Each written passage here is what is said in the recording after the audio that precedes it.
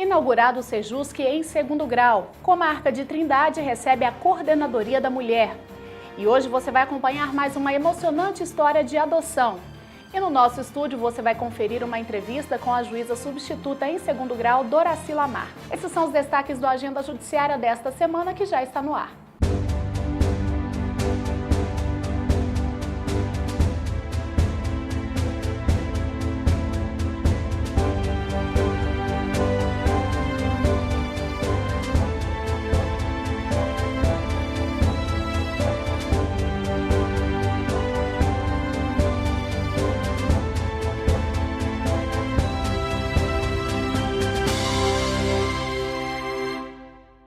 Foi inaugurado o Centro Judicial de Solução de Conflitos em segundo grau. Confira. O novo espaço é voltado à promoção do diálogo e conciliação entre as partes dos processos em tramitação no Tribunal de Justiça do Estado de Goiás.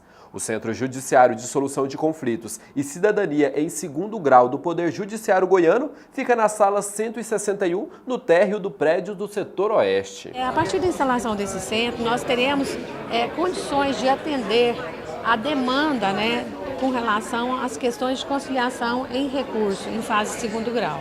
E isso é muito bom, porque os resultados com relação à conciliação em segundo grau têm sido muito interessantes, têm sido muito válidos, e o índice tem sido altíssimo com relação a essas conciliações. No segundo grau, os desembargadores são responsáveis por revisar os casos já analisados pelos juízes de primeira instância. Isso significa que se o cidadão não concorda com a sentença dada pelo juiz de primeiro grau, ele pode recorrer para que o caso seja julgado no tribunal. Para Marielza Nobre, o desafio na banca é mediar o debate com uma das partes já de posse de uma sentença judicial prévia. No caso de segundo grau, é que uma das partes ela já possui uma sentença que pode ser favorável a ela, Então ela já vai chegar com essa questão a favor dela. E talvez nós desconstruirmos esse ponto e trazer ambos para que eles cheguem a um acordo em conjunto pode ser o nosso maior desafio. Algumas sessões serão baseadas na técnica da teoria sistêmica, também conhecida como constelação familiar. Quando nós encaminhamos uma mediação para o acordo, nem sempre nós conseguimos atingir o foco do conflito. E aí ele se desdobra em outros conflitos, em outras demandas. Quando nós chegamos no conflito, nós podemos perceber quais foram os vínculos afetivos que foram comprometidos, quais foram as promessas e os tratos que não foram cumpridos e aquilo que deu origem a um ressentimento, uma mágoa que perdura no sistema judiciário. E que eles buscam uma solução para que alguém diga que uma pessoa tem razão e a outra não. Então, na mediação sistêmica, nós conseguimos alcançar esse nível de compreensão e de interferência. Nesse sentido, a mediação passa a ser, inclusive, terapêutica, porque ela põe fim numa dificuldade das duas partes. Ela leva também a uma reconciliação. Isso não significa que as partes vão voltar a conviverem juntas, mas elas vão reconciliar aquele sentimento que deu origem àquela relação e passarem adiante numa nova proposta. A Comarca de Trindade recebeu a Coordenadoria da Mulher para discutir ações. Acompanhe. Poderes executivo e judiciário se reuniram para dialogar sobre tópicos relacionados à violência contra a mulher. Durante o encontro, que foi realizado na 2ª Vara Criminal da Comarca de Trindade, a Superintendente da Mulher e Desigualdade Social de Goiás, Gláucia Teodoro Reis, em conjunto com a Coordenadoria da Mulher do TJGO, apresentou 2 projetos que visam atender as mulheres vítimas de violência doméstica que foram acatados pelo prefeito da cidade.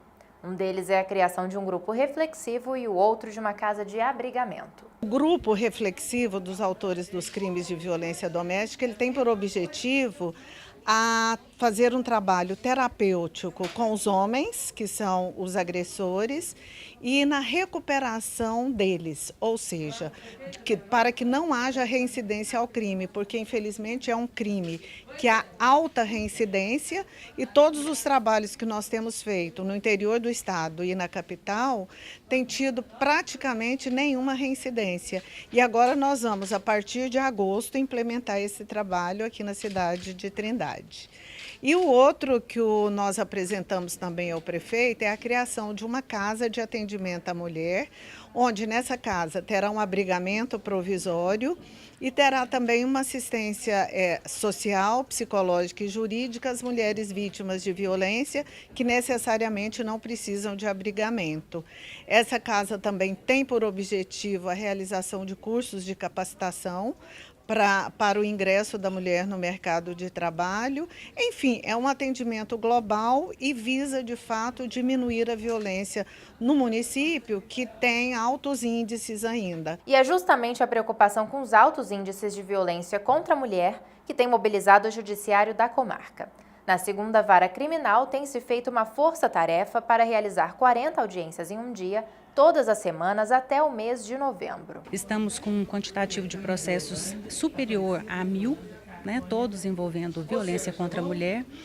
E é um trabalho feito por mim, por 2 promotores de justiça, na intenção de acolhermos essas mulheres e mesmo quando elas nos dizem que não têm interesse em oferecer a representação em face desse ofensor, desse provável ofensor, porque nós não temos ações penais ainda, eu procuro deixar claro para elas que elas têm o direito a procurar a delegacia de polícia caso elas novamente se sintam vítimas de algum tipo de violência nesse sentido. A delegada Renata Vieira, da Delegacia Especializada em Atendimento à Mulher, elogiou a atuação do judiciário nos casos que envolvem esse tipo de crime. Lamentavelmente, Trindade é um município, assim como os outros do estado de Goiás, né, que tem gerado altos índices de violência contra a mulher. Nós temos atuado com muita firmeza aqui no município.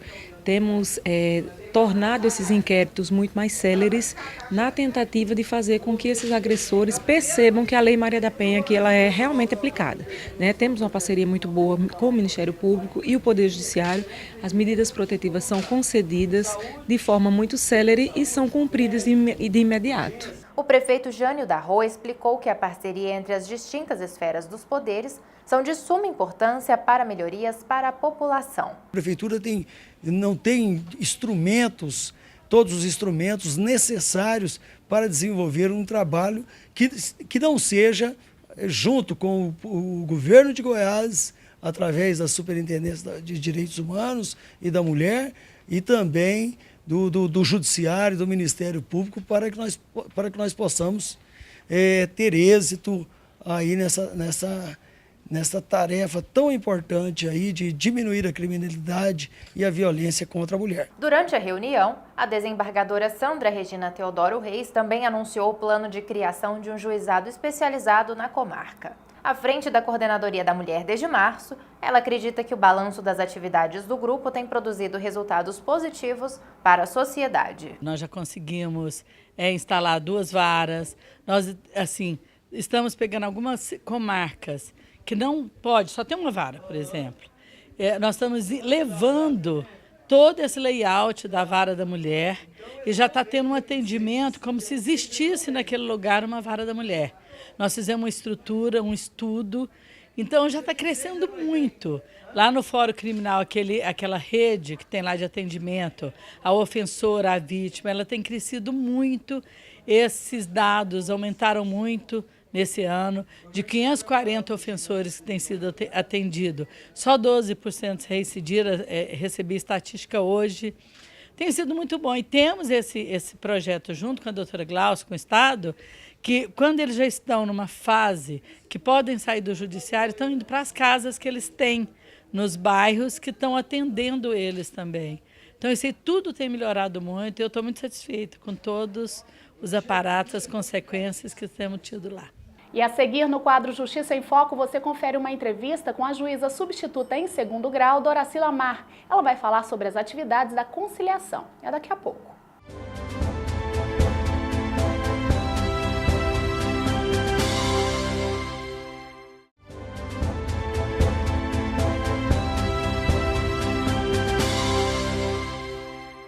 O Agenda Judiciária já está de volta e você acompanha agora o quadro Justiça em Foco. No quadro Justiça em Foco de hoje, nós convidamos a juíza Doraci Lamar, ela que é coordenadora do núcleo que cuida da conciliação aqui no TJJ. Doutora, seja bem-vinda. Muito obrigada. Bom, vamos falar desse assunto que é tão importante, que é a conciliação, né, doutora? O TJJ vem fazendo uma caminhada grande em contra a conciliação. Qual que é a grande importância dessa ferramenta? Olha, a conciliação hoje ela é considerada como um dos melhores métodos para a solução de conflitos, porque numa conciliação as partes elas podem exercer o direito de escolher o melhor caminho para elas. Cada uma das partes abre mão de alguma coisa, mas tudo dentro do limite daquilo que pode ser feito. Então elas saem muito mais satisfeitas do que até mesmo quando tem uma sentença favorável.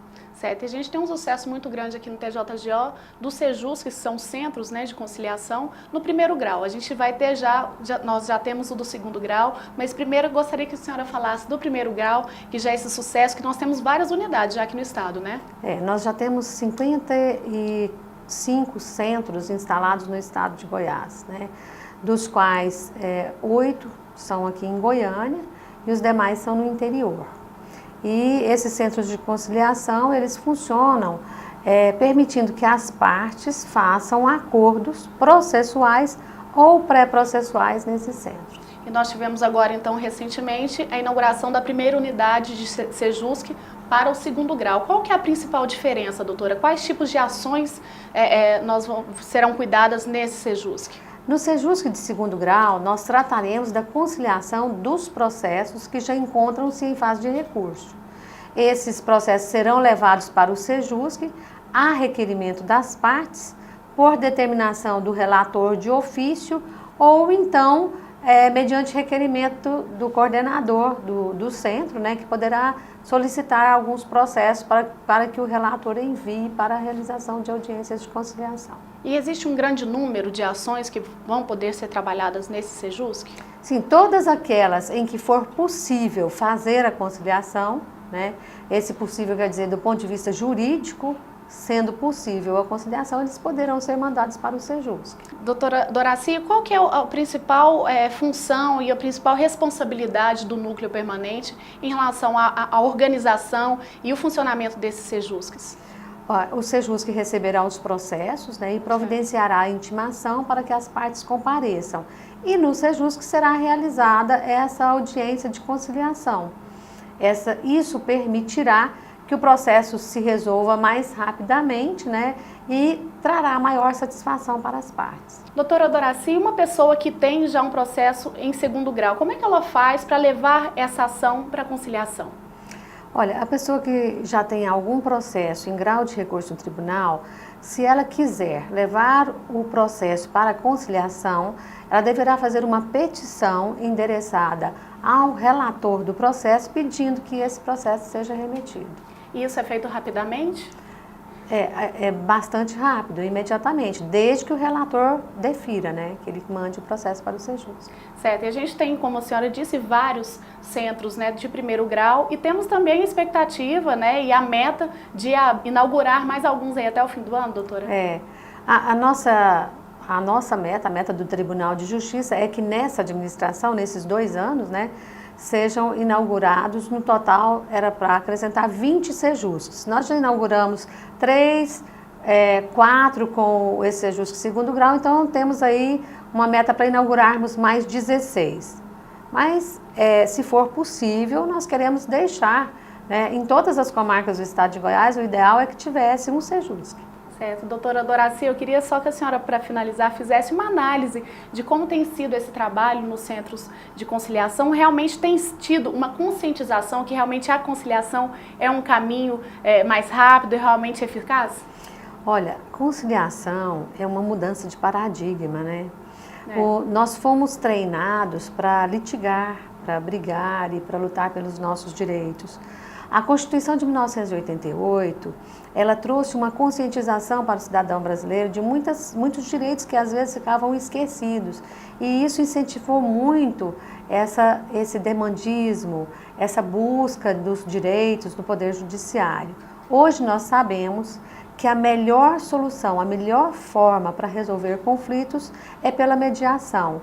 E isso, sem dúvida, trata-se de uma questão que nós teremos que quebrar um paradigma, né? Nós temos que inovar, nós temos que conseguir transmitir isso para as pessoas. É verdade. Conciliação é muito melhor, mas para isso é preciso que nós tomemos a consciência de que a paz tem que nascer dentro de nós. É aquele velho ditado, né? Quando um não quer, dois não brigam, né? E quando um quer conciliar o outro também, fica tudo bem, né, doutora? É verdade. E nós precisamos, então, estar buscando isso, né? Interiormente. E eu acho que o maior ganho da conciliação, às vezes, não é só aquele processo em si, mas é essa consciência de pacificação social e de pacificação interior. É verdade. Parabéns pelo trabalho, então, doutora, e obrigada por ter vindo aqui. Eu é que agradeço, muito obrigada. Isso aí, esse foi o Justiça em Foco de hoje. Até o próximo. Veja agora a agenda do Judiciário Goiano para os próximos dias.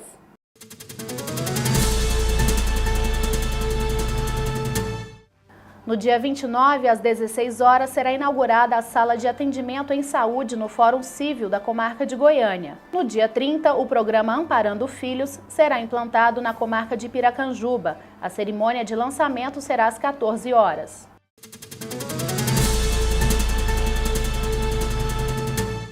O Agenda Judiciário vai para um rápido intervalo. Não saia daí, voltamos já.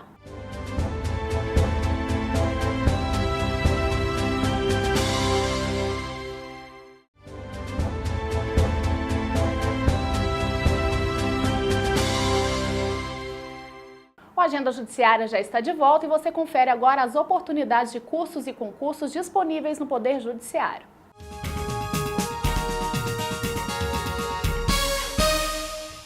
A Defensoria Pública da União publicou o edital de concurso para o cargo de Defensor Público Federal de segunda categoria. As inscrições serão realizadas do dia 30 de junho a 25 de julho por meio do site do CESP. A Câmara Municipal de Santa Luzia publicou o edital de concurso público com vagas para advogado do PROCON e assessor jurídico da Procuradoria. As inscrições poderão ser feitas entre 7 de agosto e 7 de setembro no site da Fundação Mariana Rezende Costa. Está aberto o concurso público que visa preencher uma vaga de procurador jurídico na Câmara de Ibaté. As inscrições podem ser feitas até o dia 4 de julho no site da Cetro Concursos.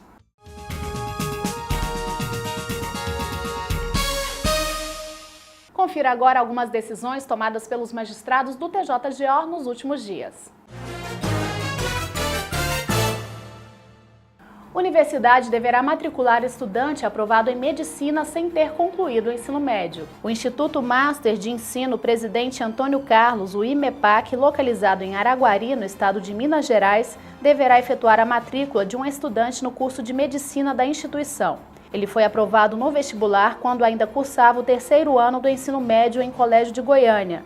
A decisão é da 6ª Câmara Civil do TJGO, tendo como relator o desembargador Fausto Moreira Diniz. Construtora deverá indenizar proprietário por demora na entrega de imóvel. Os integrantes da 5ª Câmara Civil do TJGO seguiram o voto do relator, juiz substituto em segundo grau, Roberto Horácio Rezende, para determinar que a MRV Prime Aparecida de Goiânia efetue o pagamento de R$15 mil a título de indenização por danos morais a um homem.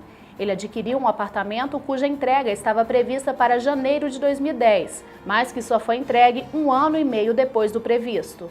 Empresas de transporte rodoviário terão de indenizar passageiro. As empresas Expresso Araguari e a Nacional Expresso deverão pagar cada uma o valor de R$50 mil a um passageiro a título de indenização por danos morais e estéticos em decorrência de acidente de trânsito enquanto viajava em um ônibus das companhias. Ele sofreu diversas lesões e teve a perna esquerda amputada. A decisão unânime é da 3ª Câmara Civil do TJGO, tendo como relator o desembargador Gerson Santana Sintra. No quadro Histórias de Adoção de hoje, você vai conferir o depoimento do Wagner e da Divina. Acompanhe.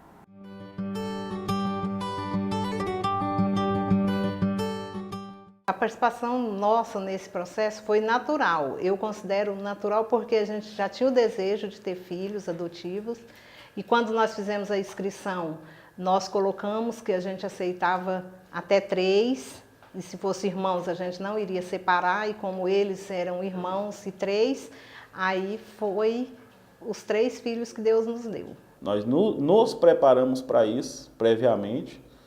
Organizamos nossa rotina previamente, nosso ambiente. A gente morava, como a Divina já falou, nós morávamos num apartamento menor, mudamos para um apartamento maior, fizemos todo o trâmite legal, fizemos o treinamento exigido pela legislação da criança e do adolescente, no juizado da infância fizemos aquele treinamento, que é um treinamento muito bom, por sinal, ele te ajuda a vencer vários estigmas, vários sensos comuns que é implantado na gente, né? Que a sociedade é cheia de senso comum. Todo mundo quer dar uma de cientista, mas na verdade ninguém conhece a fundo o que é a adoção, né? Uns vêm com a carga de preconceito, que adotar filho dos outros, como se o caráter viesse da genética da criança. Na genética, o caráter estivesse implantado na genética. O que não é verdade, porque a gente tem percebido que a criança, o caráter dela é de acordo com o meio que ela vive. Né? Então, nós adotamos essas 3 crianças, porque nós já tínhamos o desejo de ter uma família grande e tínhamos também essa preocupação em não separar as crianças. Quando eu encontrei e vi a foto dessas crianças, eu não tive, assim, esse receio parece que sumiu, assim. No primeiro momento, o impacto, assim, foi de uma alegria muito grande. Eu chorei muito quando eu fiquei sabendo, na hora que eu recebi o telefonema, assim, de alegria, de saber que eu ia ter os filhos que eu estava esperando. E quando eu os vi, eu identifiquei fisicamente, né? Me identifiquei como criança, voltei à minha infância, por exemplo, eu era a Thaís quando criança. Então, assim, a identificação foi muito grande. Houve situações onde pessoas falavam, vocês são loucos, fazer uma coisa dessa, pegar filho dos outros para criar.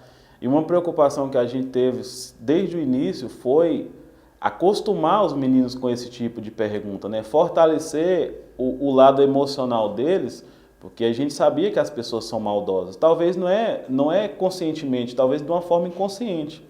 Mas as pessoas, por carregarem esse preconceito, são maldosas. Fazem perguntas indiscretas, fazem perguntas que...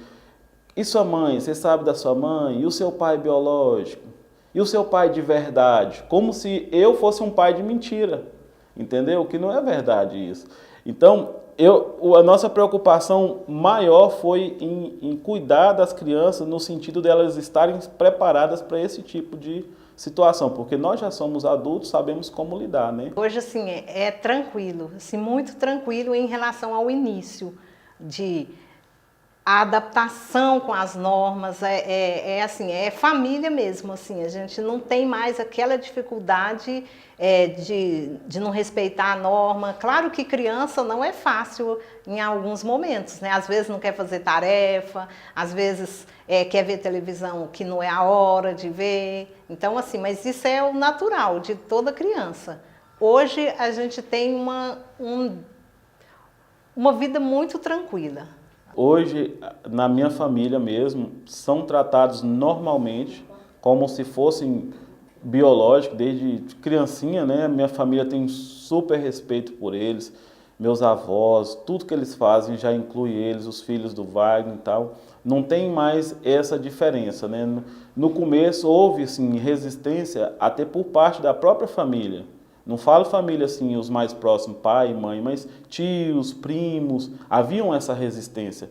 Mas hoje isso foi superado, porque perceberam que não era uma brincadeira, que a coisa era séria. E aí começaram a respeitar e hoje eles são super adorados pela família, são amados por toda a família, todos gostam deles e eles também já se sentem, eu acredito que eles já se sentem parte dessa família, né? Porque todos os lugares que eles vão na nossa família, eles são bem recebidos, são bem tratados como o que eles são, que é família, né? Que são nossos filhos.